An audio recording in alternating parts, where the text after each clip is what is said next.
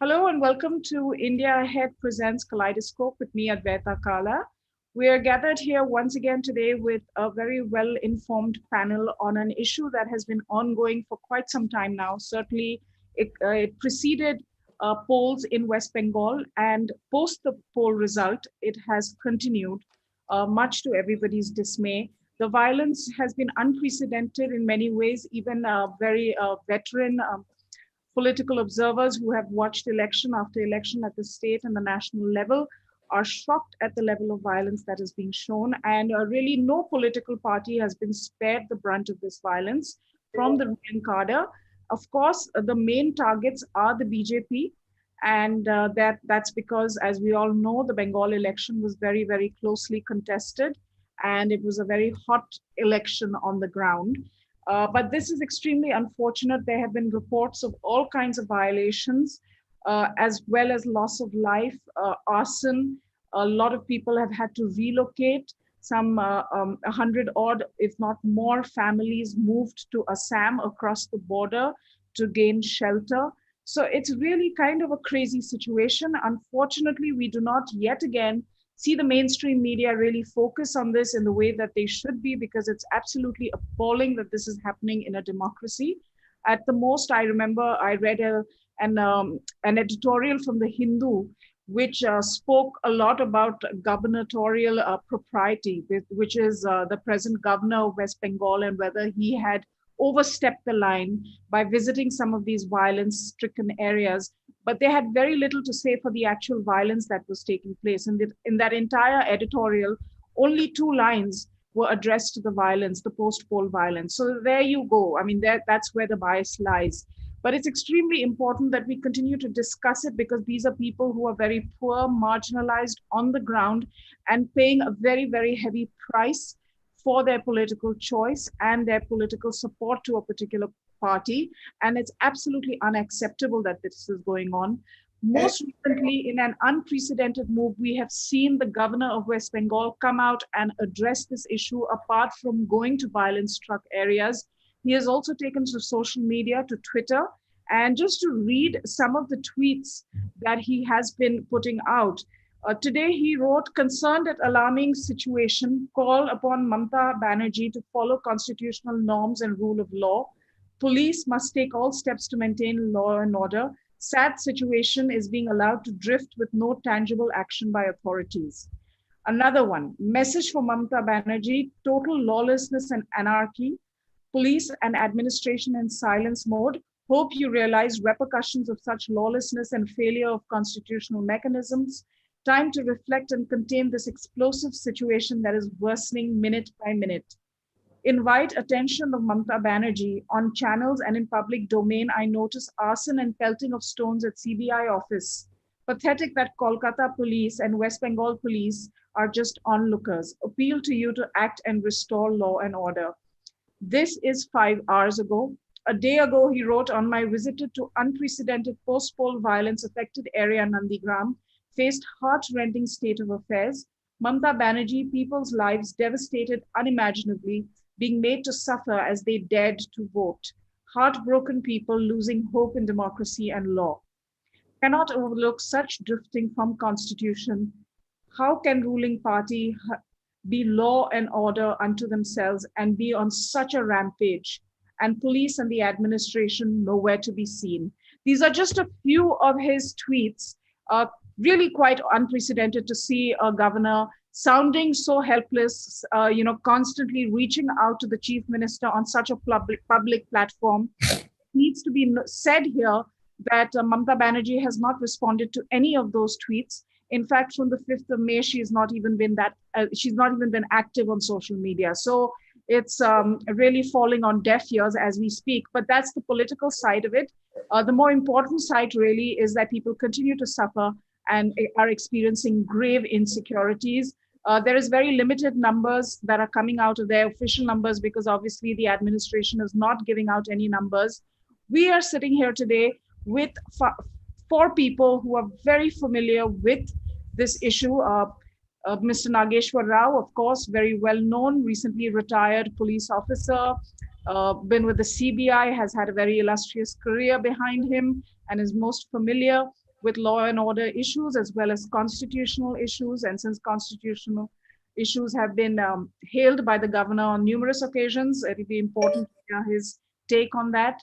Dr. Ratan Sharda, author, political analyst, has been observing the issue very closely on the ground, also connected with the RSS, wherein the volunteers have been sending him feedback and on the ground reports.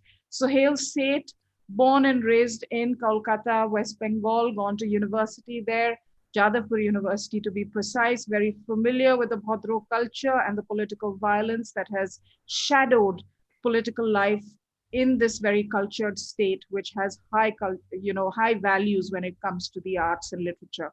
So it's really quite incongruous, this violence.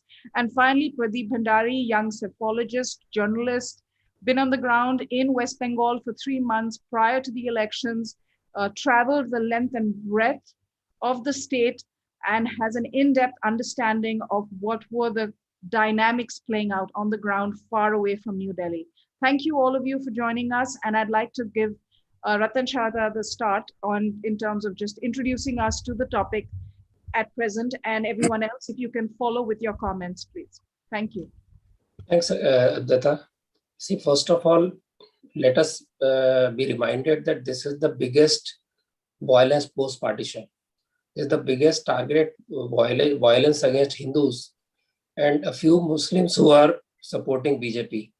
So this must be kept in mind that this is the biggest possible orchestrated violence against the people who have a different ideology. Just to give you some figures, because that will bring the gravity of the situation in the mind of the people. These are the numbers which have come to me from well-confirmed sources. And in fact, I have got a complete tabulation up to 8th May of various cases, including each and every case with contact number and all, about complaints. But unfortunately, as you rightly said, not many cases are being registered by the police. To give an idea, despite all that control, with the help of BJP, there have been 870 FIRs. Through RSS and its supporters, there have been 250 FIRs. In Assam itself, police have registered 28 FIRs. So look at the total numbers of FIRs despite strong objection to FIRs being expected. National Commission of Scheduled Castes had gone there and they said 1,627 cases have been registered for injuries and violence against scheduled castes. 12 rapes have been registered and 20 murders. This is the figure given by this National Scheduled Caste Commission. It is on the record, so I am just quoting that. And strangely, one worker lost his life in police station itself. That is also recorded. Coming to other reports, there are 23 confirmed murders, out of which 11 are scheduled caste, 2 are scheduled tribe, and 3 are women. 4 confirmed rapes and rape threats, 39 rape threats. Totally 6,779 people are in 191 shelters. There are about 1,800 people in Assam. There are many who left and escaped to Jharkhand and Odisha on Assam, etc. There has been destruction of property of 3,886 people. This includes bulldozing the homes, destroying the farm produce, poisoning the ponds, and also other kind of violence. If you look at the numbers, other numbers also, I have got numbers actually zone-wise, village-wise, but we will not get into that. This is the enormity of the situation. There are 28 youth below the age of 18, including children, in Assam camps. I have got numbers village-wise. If this is the scenario, and the state government and the police don't allow even, forget the support, they don't support, they are bystanders, and they talk in a very, very insulting manner to the people who go to put the cases. And there is a case where one woman journalist was discussing that in a village, there were less Hindus, BJP got more votes, but the crowd led by TMC attacked the Hindu homes when the lady said, but there are also Muslims who voted for us. They said, we'll look at them later. Right now, we are targeting you. This is the kind of total anarchy. There are certain districts also where people united and fought back these goons. Now there are cases against them. This is the scenario today, the serious issue that we are facing. And if the governor Dhankar talks about it, I salute him. But the government not responding to what he asked for right from May 2 is a shame on the constitutionality. The people who cry most about the constitution and protecting constitution of federalism are tearing apart the entire constitutional structure and they're on the verge of doing it when further damage, as you know, the CBI case in which Mamta is sitting inside the CBI office trying to dictate terms. They have put a case in police against CBI officers. And this is the first time. This has happened at least thrice earlier, right from time of demonetization. What we are facing is a targeted attack on Hindus. What we are facing is a challenge to federal structure of this country and the constitution. This is the graveness on which BJP has not been able to communicate correctly. It has not come out organs raising. All the bravado of pre-election, approach has suddenly found itself in a Gandhian dharnas. So I am very upset. I am very sad that the people who stood up for to stand against the atrocities of these people. We know a Muslim BJP worker died just yesterday. There is a young, there is Arindan Mehdi who was found hanging on 16th May. So the violence continues, molestation continues, threats continue. And if this is the scenario, there are 292 death threats also. And there is attack on 692 party workers and supporters. These are confirmed figures. I will not quote more figures, as these are enough for us to understand the gravity and take a more firm stand than what BJP has done so far. This constitutional propriety is all fine, but there are still very big ways and means. The violence started on 22nd May evening, but till next day, BJP did not respond. After responding, they went to Kolkata after one day, and then they said, we'll sit on grand dharnas. They went to meet volunteers, but there is no public exhibition or public show of giving the financial help. They may be helping now, but to come up in a very strong manner that no worker will suffer like this would have boosted the morale and would have given some confidence to people in general. And government would have realized, TMC would have realized that their own approach to politics will not work, because we need deliverance. 50 years of violence in Bengal since 1970s, from the time of Congress Siddharth Shankar Ray. It has not stopped. That is the worrying part. And we have accepted this as a part of political life in Bengal, when people say Bengal always has violence, but not of this scale. Thank you so much for those opening comments. I'll go to Mr. Rao now to offer his opening comments, and then I suggest Pradeep ji, since he has been there in the field. Yeah, I think Pradeep ji may apprise, and thereafter I would. Okay. Pradeep, please. Thank you so much. In fact, what I want to say is that in my travel across the length and breadth of Bengal in the past 3 months, what I have seen is that fear in the mind of voters to exercise their public opinion, to exercise their franchise, to exercise what they think is extremely valid and something which has not been seen in any other state. And I have been to roughly every other district, and whether it is South 24 Parganas, whether it is Birbhum, whether it is Malda, Murshidabad, every district, anybody who tries to express a public opinion or expresses an opinion which is against the ruling government, there is a massive amount of fear and intimidation. In fact, in the past many years, the sad part has been that violence has become a norm, and it has been an accepted reality also in the media. And when you speak about it, I'll give you an example. When Anand Burman was killed and he was shot in Kuch Bihar, not one media person had gone to his village at that time to cover it up. I was there at his village, and he was only, as per Anand Burman's family, he was only shot because he did not express a political opinion which was in consonance with the ruling government. So that is the reality in Bengal. And if you imagine that the governor of the state feels so helpless, what would be the state of mind of a voter who wants to go to the polling booth, went to the polling booth and wanted change? Because on the ground, there was massive amount of anti-incumbency, and it is only fear which could have prevailed over that.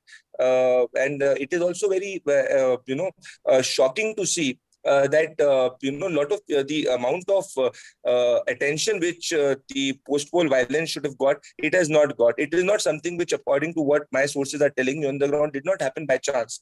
Because let me tell you that nobody expected, even inside the TMC, very, very close quarters, because I have been following the poll very closely, 200 plus. And there was a very, very strongly fought election with strong sentiment of anti-incumbency, which was seen in Nandigram. So now when the result went in favor of the Trinamool Congress, this was a target and a message, according to me, given to the voters that how dare you come out and, even decide to think and raise sentiment against the ruling government. Now, this is why if you see the districts where it has happened, those are districts, whether it is Birbhum or South 24 Parganas, where the BJP had expected to make an inroad. And the TMC won those districts convincingly. So it's a message. It is not, any other political violence. And this is a very targeted political violence, which also has religion at the undercurrent, because most of the perpetrators, at least my sources have been telling on the ground, have been from the minority community and have been against the Hindus in Bengal. Now, another point which I want to say is, imagine a situation that if when Narendra Modi or Amit Shah was questioned by the CBI way back in 2010, and if the BJP would have gone on a dharna or say pelting of stones outside the CBI office way back in 2010, what precedent will it set? The precedent which Chief Minister Mamta Banerjee is setting is that if you go against any of my men, which was also as per the orders of the Calcutta High Court, I will go and leave away all the constitutional morality, constitutional ethics, or rules and procedures, and I'll go to any extent to prevent my men from facing the rule of law. So I think it's a very, very sad state. And my last closing comment is that what I can tell you is that this is just the tip of the iceberg. This is getting media attention. Way in the villages where people would have exercised their public opinion against the ruling establishment, their economic property has been, taken. It is being ensured that it's just not political violence, but they have been forced into destitution and party. So I've been getting reports of how individuals who decided to vote against the Trinamool Congress, their property has been taken, their businesses have gone, so that they completely live in abject poverty and they are only dependent on the state government, and they did not even dare to think about voting for an alternative even in the future. And this is what the situation is on the ground. And this is not a situation which is something which will stay for a month or a day. This is which will go on, because targeting and naming of voters on the ground has already started to take place. And this is happening at the local level. It's indeed frightening. It's absolutely frightening. There's a news update. The CBI court has just given bail to all 4 TMC ministers in the Narada case. So that's a new news update that's just come in. All bail. All got bail? Yes, gives bail to all 4 TMC ministers in the Narada case, the CBI court. So that's the latest update, breaking news, as they say. So Mr. Rao, coming to you now. There are 4 aspects to it as I see. One is the administrative and police aspect, that is law enforcement. The second one is the political. The third is religious. And the fourth is constitutional.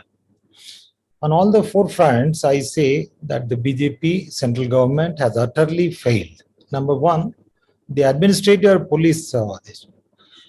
Now, when so much violence is taking place, it is entirely the responsibility of the district magistrate and the district superintendent of police to maintain law and order and protect the lives and property of the people. That is a given thing. It is there in every law, in the CRPC, in the IPC, as well as in the earlier, the National Integration Council used to be there. They have clearly said it is the district magistrate and the district superintendent of police who are personally held responsible for any such large-scale violence. Of course, it can be verified whether they have acted or not. If they do not have the resources, that is another thing. But they do not seem to have acted as per the information that I have. So there is a complete administrative failure. Then why this administrative failure has taken place? It has not happened in a day. Over a period of time across the states, the district magistrate and the district superintendent of police have become puppets in the hands of the ruling party, particularly the regional ruling parties, which is headed by one person. In many states, it's from Tamil Nadu to Kashmir and from Gujarat to this one. But then the degree of this puppetry varies. Where the chief minister is intolerant, then automatically these people become party workers. They become the party workers, and then the FIRs are registered or not registered. And this party, in case of Bengal, this is not new. Even during CPM times, if an FIR against the CPM person can be registered only and only when the local committee approves it, and then the OC will register it. So this is nothing new as far as the Bengal is concerned. The administrative failure has been the administrative and police failure has been there, and it is only an exhaust. It has reached the higher levels now, or the lowest levels now. Then the second one is a political level. Is this really a political violence?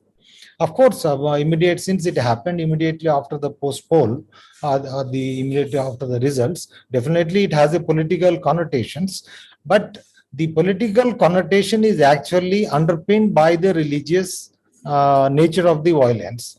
And I feel that it is part of the Ghazwa Hind or the Jihad or the Kashmiri type of religious cleansing, because there are districts which have bordering Bengal, bordering Bangladesh, which have more 60%, 65%. There are 3 districts where I think population of the Muslims is more than 66 or 67%.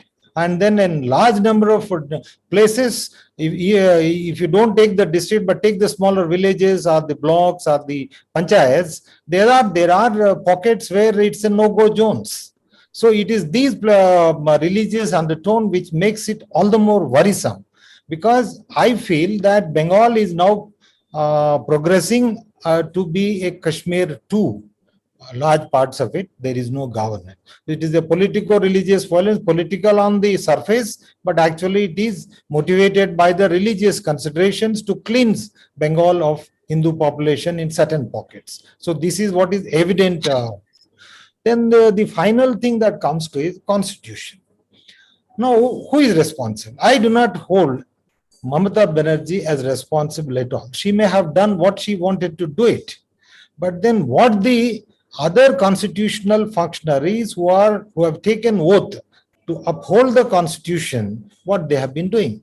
I hold the President of India, the Prime Minister of India, the Home Minister of India, and the Governor. These are the 4 people utterly responsible for this genocide of genocidal violence on Hindus. You may say, why President of India? Because President of India's powers are as much as that of Governor. President, if you recollect, in 2002, we had K.R. Narayanan was the president. After that Godhra incident and post Godhra this, K.R. Narayanan told the Prime Minister that he is going to visit Gujarat. That activated the whole of central government, that is of the Vajpayee government, that made Vajpayee to rush to Gujarat and declare and say on the face of Narendra Modi that Rajadharma, please follow Rajadharma, and Narendra Modi assured that yes, he is following Rajadharma. So that is why the President of India has not made even an effort. Why did he not even criticize or condemn this kind of violence? He is the first citizen of this country, and he is the person everyone looks up to for the upholding the constitution and upholding the integrity and unity of this country and protection of lives and property of this country. So I hold the President of India as the number 1 responsible. And number 2, the Prime Minister of India. He is the one who is the executive head of the government. He has not even condemned the violence. Did he even appeal to the people of Bengal to maintain peace? Why did he not appeal? And the Home Minister, who is supposed to maintain and protect our lives, what has he done?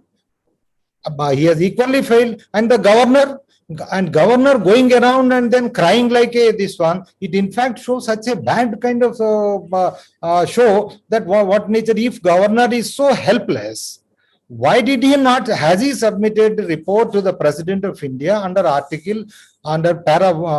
the clause 1 of Article 356? Because that is where, based on the governor's report, only the President of India can act.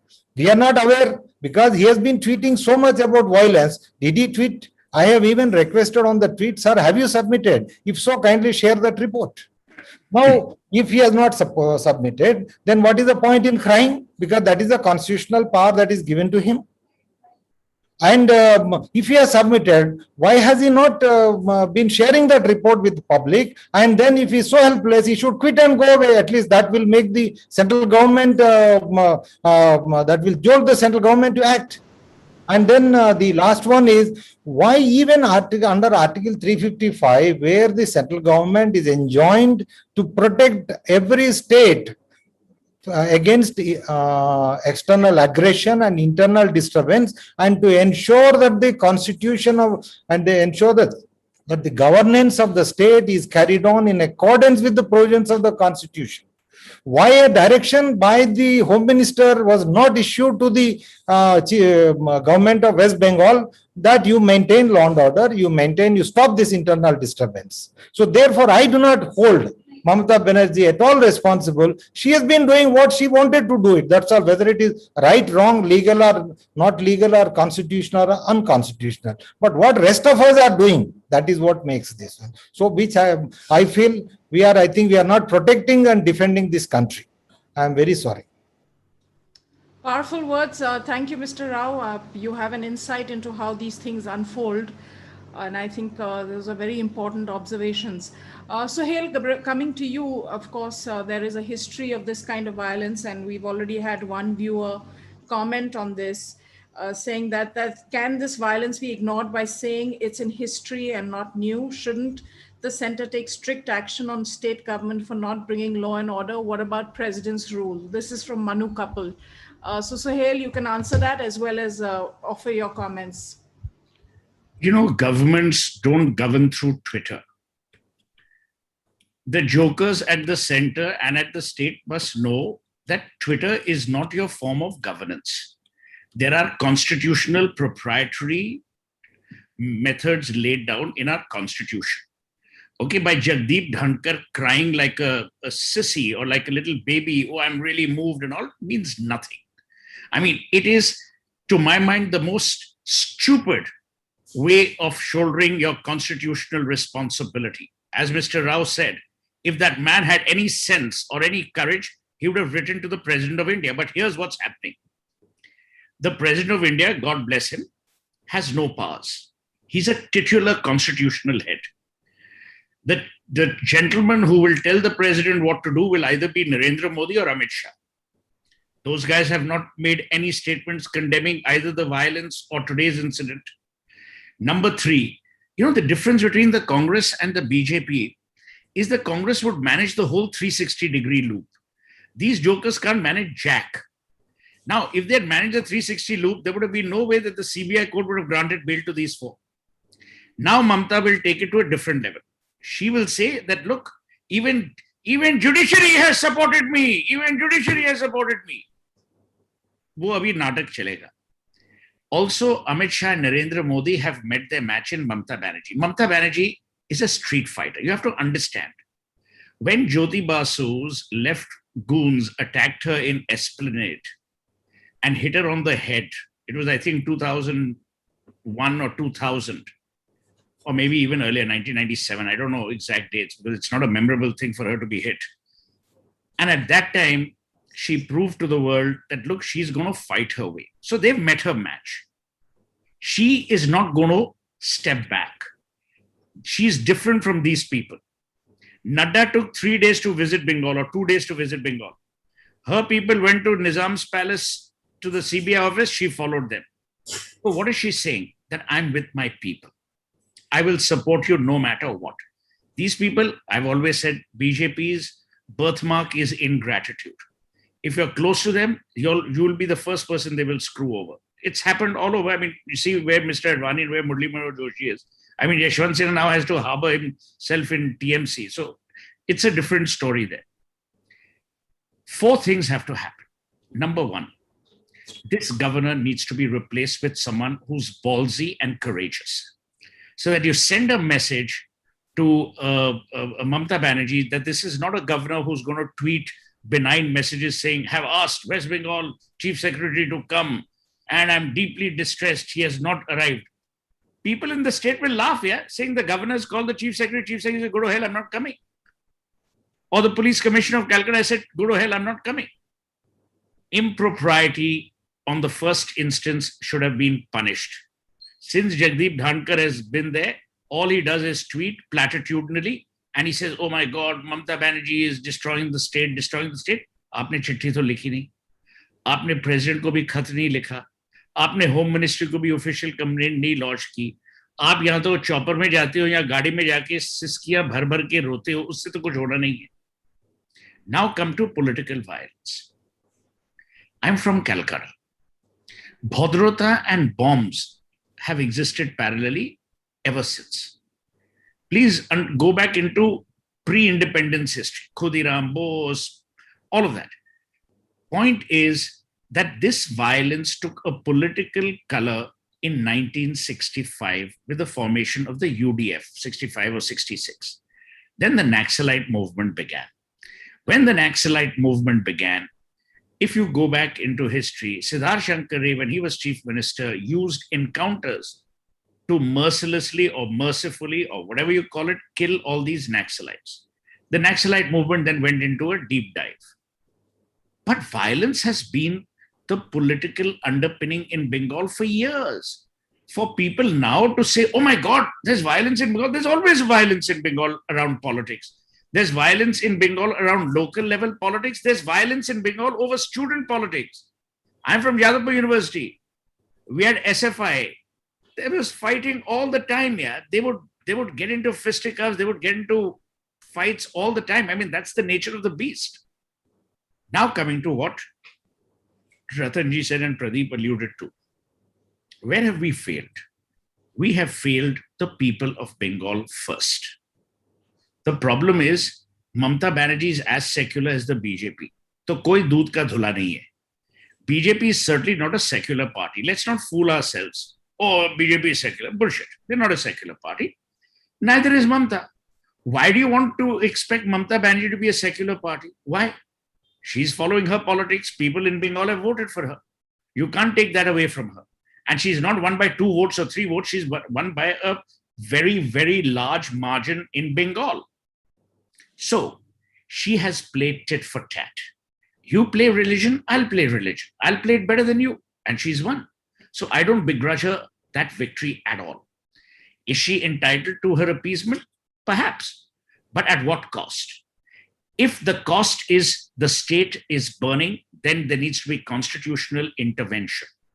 Then the police officers who belong to a national cadre like the Indian Police Service need to be dismissed. That dismissal power lies with the Home Ministry. And Mr. Rao can correct me if I'm wrong.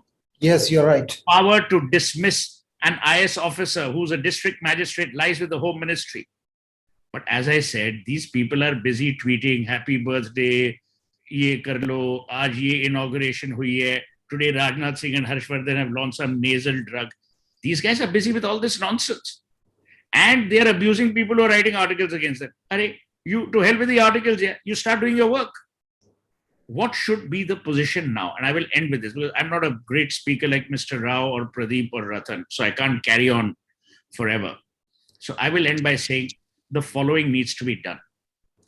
Amit Shah or Narendra Modi need to crack the whip either through the president or through the offices of the Home Ministry, where they have, or whatever this, whichever ministry controls all these IS and IPS people. Number 2, the Prime Minister needs to pick up the phone and tell Mamta Banerjee and read out the riot act to her. Remember, a bully is essentially a coward. And when faced with a crisis, the bully normally crumbles. That's number 2. Number 3, I have a great problem here about the arrest of these 4 people. Arrest them, I don't care. I don't even know these jokers. But then, why did you let the Mukul Roys and the Suvendu Adhikaris free just because they joined the BJP? They were all listed in the initial charge sheet for Narada. For 2 years, the Lok Sabha Speaker has not given sanction to the CBI to prosecute Suvendu Adhikari. There can't be hypocrisy in the fairness of the law. Because if there is hypocrisy, it will seem to be contra-legal and political. Again, there, Mamta will gain. You know, sometimes, Advaita, I worry.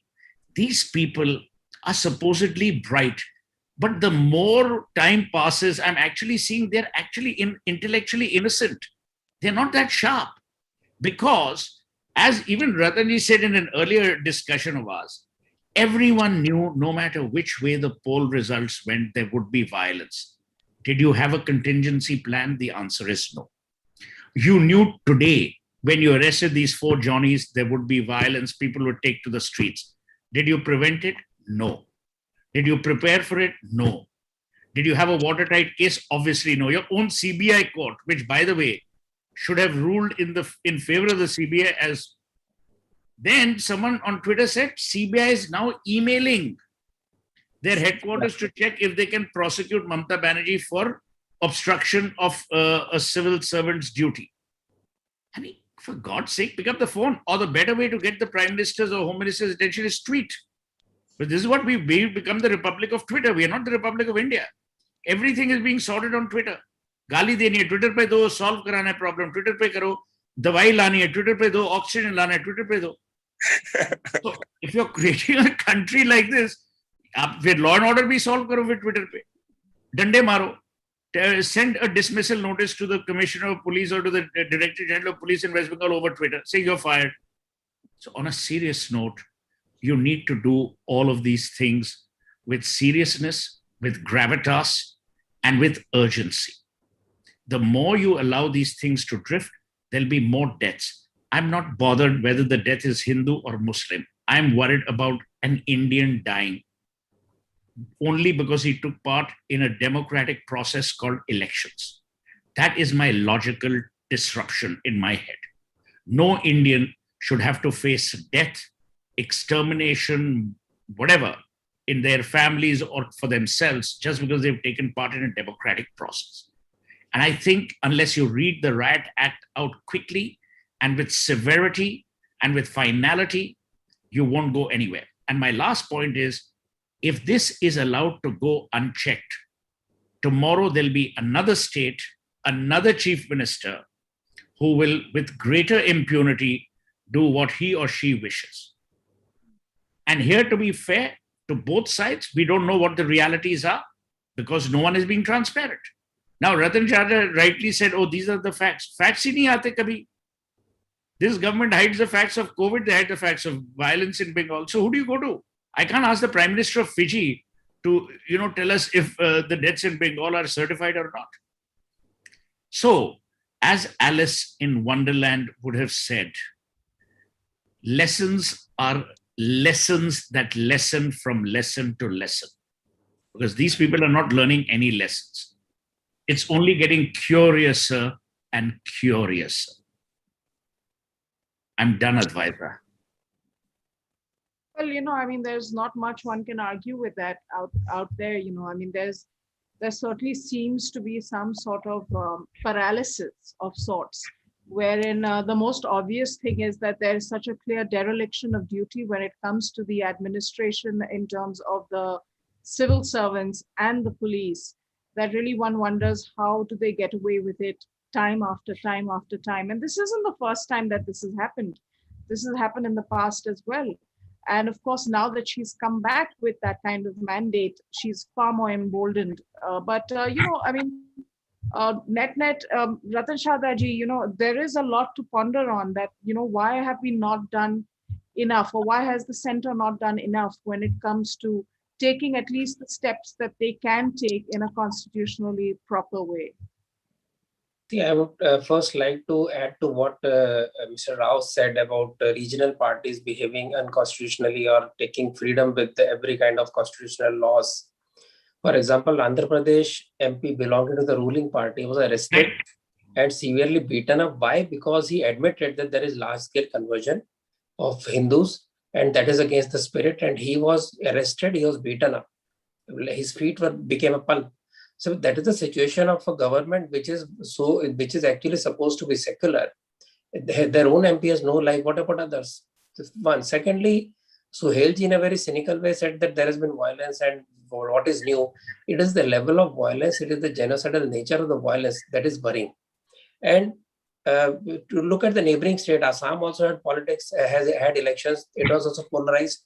After win of BJP, there is no violence. Nobody has been beaten up. Nobody's Aadhaar card and voter card have been snatched away. This is what is happening there. So the entire approach to politics and democracy is something that differs between the two parties. Coming to the more serious issue, I have no answer. I have pondered. If you really look at my last so many days on media and social media, I've avoided going on media. I have not written it up because it is really beats me. I mean, I'm so sad about it that people who came out of their hidden out of their huts and out of their small places to very boldly say that we are with BJP, we are with Modi, Modi is God, and they came all the way out with entire strength, knowing that they will be protected. But when actually it happened, there is nobody to protect them. There is no voice. There is not a single statement. There is Gandhian approach, not only Gandhian approach, but a late delay, a late response to what was happening there. It was clear on May evening itself because Mamta had already said that 2 May के बाद तो हम ही मिलेंगे. So all this if central, the leadership which actually brought people out and exposed themselves to the risk of going against TMC diktats, and then these leaders don't speak up. That is the saddest day for me, because what is the brand of BJP? Trust. You lose trust, you lose your brand value. Suhel can correct me if I'm wrong about that. I'm not a brand master. So this particular approach of BJP is perplexing. I could understand in case of Kerala. Violence, we know how it happened for years. The BJP was not in power. The violence there was not related to elections. It was a violence of a communist party, totally intolerant of any other ideology. But in case of Bengal, it is purely political violence around elections and for election and for supremacy. It is not an ideological warfare apart from targeting Hindus. So if this is the case, then naturally BJP has a lot to answer. I would not say that I don't really, say that Mamta has no role to play. She has every kind of role to play. And when we talk of this, I had said long back, right from Shaheen Bagh, when we abdicated the responsibility of cleaning up the place, there were just 5,000 people there and they were talking total bullshit. There was no truth in what they were saying about Indian Muslims being targeted and cornered and all that. All this publicity, all this wrong propaganda was not answered.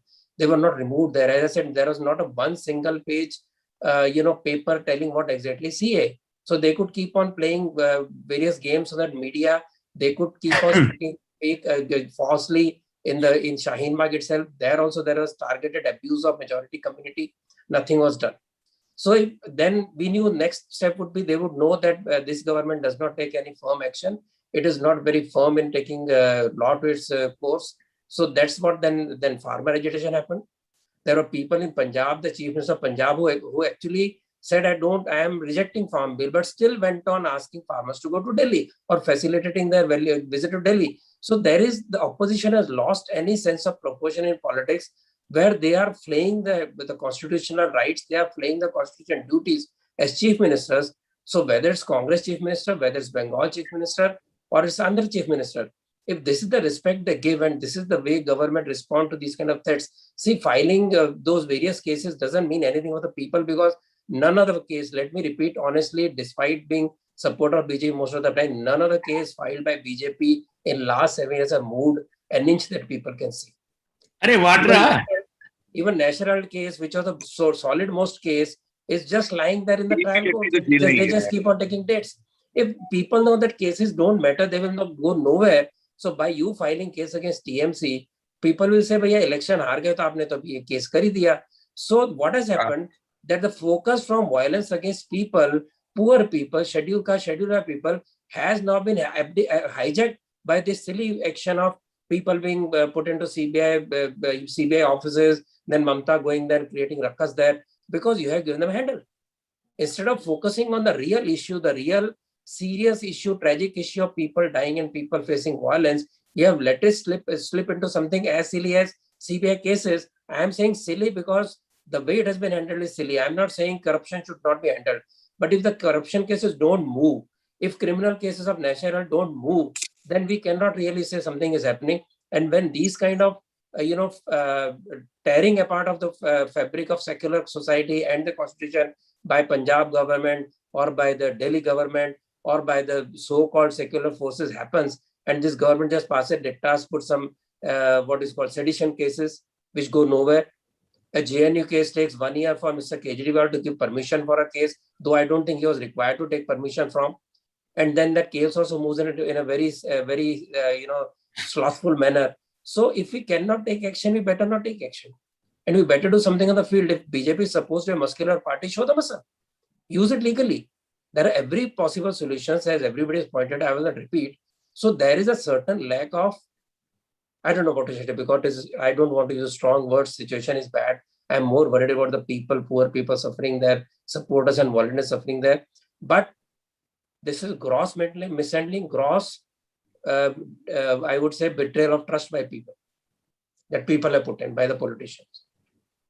No, absolutely. And this is a cadre-based party. So the cadre is really who is suffering at this point of time. So I think that definitely is a point that should be made with some level of emphasis.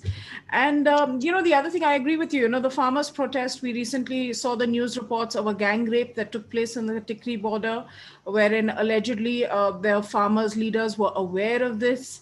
And it's been mentioned in the FIR by the father that it was extremely gruesome what happened to that young lady, 25-year-old. But again, the farmers' protest, even at the time of a COVID wave, continues as it is and gets all the encouragement. And no BJP leader has strongly come out about this rape. Absolutely. So it's a gang rape. I mean, it's just appalling. They just quit. That's all they do. I mean, something happens on the border, the most. आप बोलिए ना रतन जी, आप बोलिए, आप भागवत जी को बोलिए डंडा मारे तब कुछ होगा. ये लोग बोलेंगे, ये लोग आपसे आपकी मदद से वोट मांगते हैं, वोट पढ़ते हैं और फिर आपकी बात सुनते नहीं तो आप डंडा मारिए. बात मेरी सुनने की है नहीं, बात ये पॉजिटिविटी का लेक्चर देने से कुछ नहीं होगा. ये बात मेरी नहीं है, डंडा मारने बात है आम जनता, आम लॉ एंड ऑर्डर की बात है. मेरी तो बात है ही नहीं. और मैं क्लेम ही नहीं करता हूँ केवल आरएसएस के वोट से कोई जीता है, मैं ये क्लेम भी नहीं करता हूँ. I am just saying it is not question of somebody pressuring somebody. My point is that as the government elected by the people with massive power, if we keep on playing politics at TV's debate level, then there is something seriously wrong. Then they have to look. If you raise these issues, they said, "You boss, you are very sensitive." I am sensitive for our people. I am sensitive for continuous degradation of constitutional strength of the governments. They are chipped away slowly.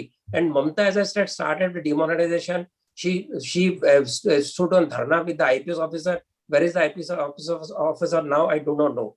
What happened to DM, who is not allowing medical tests, who is not allowing filing case? I do not know.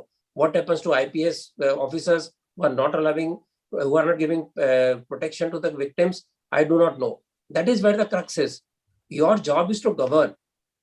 It is not job of RSS to tell BJP. It is job of BJP to tell BJP. कि भैया बहुत हो गया. If so that doesn't happen, let me ask you, suppose no one tells them anything. Will this impasse continue?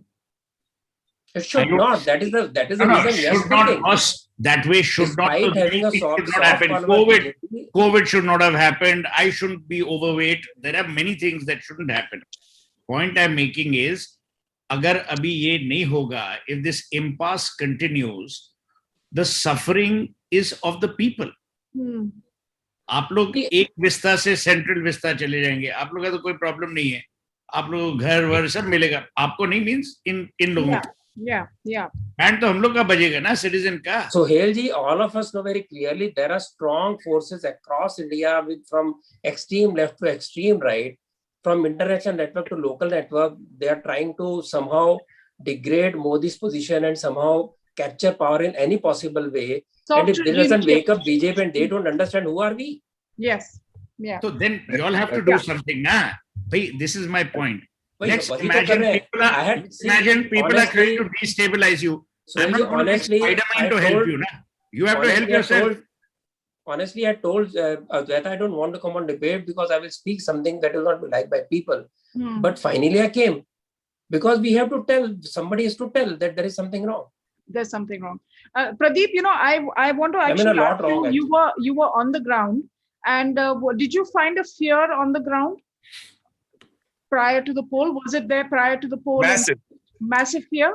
Massive fear. What I can say, in fact, Advaita ji, I can tell you that a lot of people had complimented the central forces. For the first time, they're seeing an election where the quantity of fear is there, but there was massive fear. People were fearing whether I had met voters who said कि भाई जिंदगी में छापा voting होती है, अब जाके voting at least option होता है, क्यों हम जाएंगे? ऐसा तो नहीं इलेक्शंस के बाद में जाके हमको मार दिया जाएगा, हमारे घर को मार्क कर दिया जाएगा. They used to mark people, and I have come across many testimonies.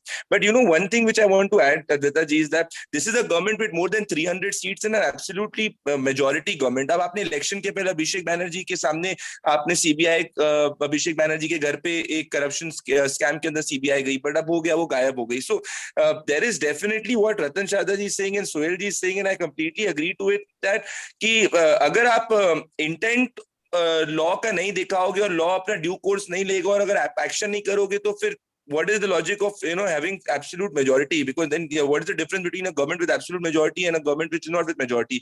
For example, से कितने सालों कितने 150 दिनों से किसान बैठे हुए हैं. अब आप किसानों को रोड से नहीं हटा रहे, आप प्रेसिडेंट सेट कर रहे हो कि देश के अंदर कोई भी बैठ सकता है, जमीन पे सड़क पर कब्जा कर सकता है क्योंकि उसकी वोट की ताकत है. So there are things which are going wrong. Even on this was absolutely anticipated. Even if the Trinamool Congress had won, this was completely, I agree with Suhel ji, it was anticipated कि जो भी voter चुन चुन के मोटे voters ने बोला था कि भाई अगर गलती से मान लीजिए टीएमसी जीत जाएगी तो हमारे तो घर जला दिए जाएंगे, हम तो रह नहीं पाएंगे. That was all anticipated. In fact, the BJP people used to tell me that if we do not win, what will happen to us? She will file cases. So where was the contingency plan? What is it happening? And if it is happening right now, what are we doing? That is the point. Are we so weak as a state that we can let voters die because they have voted for an alternate political choice? And if that is the precedent, tomorrow any other leader in any other state will do it. Exactly. I'll just make one small point. I would like to just a second.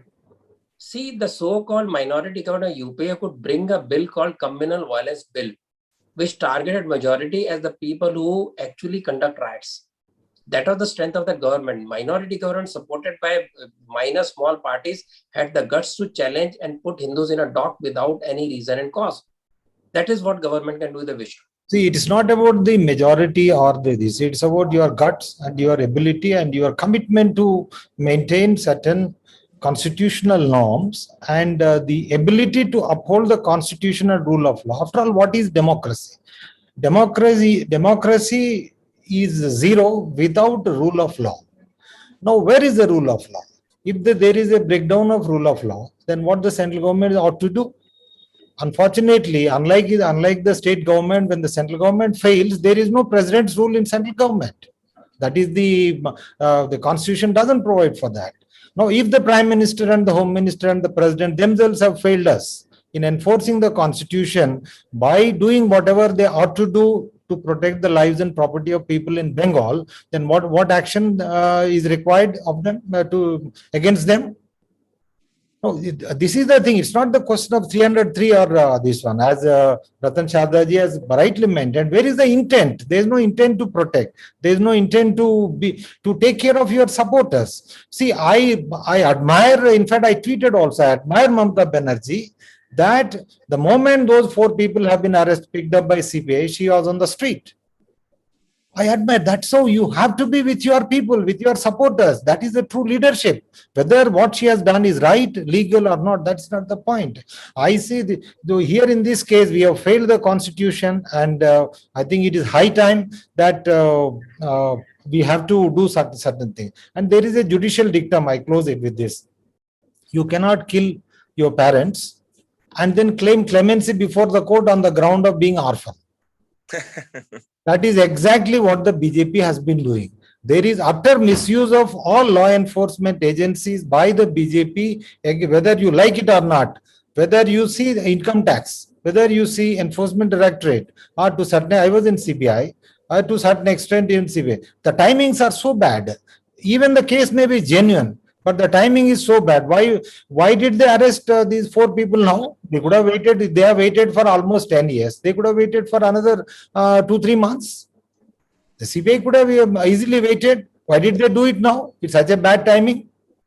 So this is the thing. Now central government cannot, or BJP cannot cry foul when the state government misuse the law against the BJP, because they have been doing it. So when you maintain impartiality, when you maintain some kind of a constitutional and legal decorum, then other will also respect. But you yourself is violating it on one count, and then you cannot claim that no, the state governments have been this.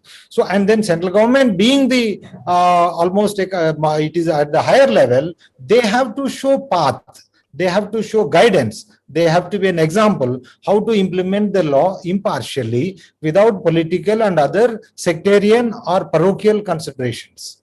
I think we are now going to almost India is reaching an anarchical state, and it may very strong, but then definitely you will see in another 15-20 years it will be extremely difficult to maintain integrity and unity of this country. And I don't know what will happen to our children, at least because by then people like us would be no more. But then it will be a difficult time for the people. Chalo, So that's very daunting. I mean, I think one thing is certain. I feel that the precedent of the misuse of these agencies, remember the CBI and the cage parrot and all, has been going on for a long time. And the BJP's top leadership has faced this directly, the brunt of this kind of misuse, with the Amit Shah being persecuted in the way that he was back in the day. But Mr. Rao, there's one question from Aneep Sanjeeva, and this is the last question really. He wants to know is India's federal structure under threat, or is the Indian federal structure working? That's a difficult, it is the problem is we have failed the constitution. See, barring the fundamental rights portion of our constitution, I have no problem with the constitution as it is. I have serious objections with regard to articles 25 to 30. That's a different subject. But with regard to the political aspects of governance, I think it is we have failed. We have not been implementing for instance, now, even the central government could not even issue a direction to the state government under Article 350 by a simple letter of 2-3 sentences signed by the Home Secretary to the Chief Secretary that you are required to maintain law and order and ensure lives and protection of the lives and security of the property people. Even that letter, if you cannot enforce such a useless provision of the Constitution, how do we say the Constitution has failed? No, it's not the Constitution that failed. We have failed the Constitution. The problem is we look everything through the political prism. That is the problem. So unless we implement the Constitution in right spirit, forget about the letter. I think whether irrespective of any party, whether it is TMC or whether it is this. See, a ruler should be like, even I would like to tell this word to Mamta Banerjee, a ruler should be like a grandfather to his grandson. Okay, the citizens may have done something, but the large-heartedness should be the norm that should govern a ruler. If you become very narrow-minded and then small-hearted, then you cannot rule, you will only harass people. All right, thank you everybody so much for this very somber discussion that one we had to have. I'm very grateful that we had such an informed panel that brought in all kinds of perspectives on what the situation is on the ground and was unsparing in its criticism at this time, because I think it's important to take the stance because people are actually losing lives, livelihood, homes, and there's no point, sort of gently sidestepping this issue. Suhel, please go ahead. My only last point is that I'm delighted that the BJP has put the Ram Mandir on track. Actually, it is their way of thanking Lord Ram, because this country is now Ram Bharose. I don't see any governance. So I'm a proud Hindu, but for me, this is actually gratitude, because I don't know who's running the country. Actually, no one does. I don't think the people who are running the country know they are running the country. So it's a all-around mess. Now, you can't tell them these things because no one wants to listen. Unless, of course, you tweet. On that note, have a splendid evening. God bless you. Stay safe and stay well. Jai Hind. Thank you so much, everyone, for joining us. Namaskar, and we hope to see you soon again on another episode, hopefully when things are more sane than they are right now, because we are living through unprecedented times. And I'm afraid that we are angry at certain things that are happening, but I don't think anyone can come up to full measure in these times. So thank you.